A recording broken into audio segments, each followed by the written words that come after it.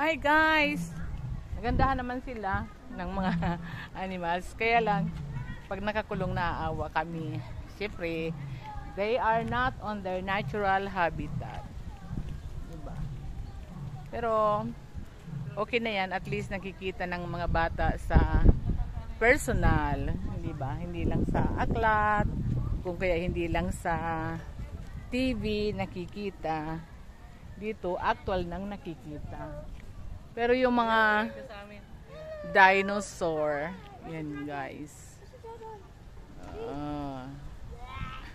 Hindi naman totoo yan na dinosaur.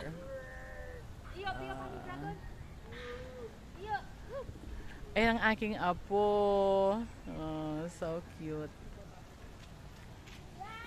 Guys! Abangan naman sa susunod na section.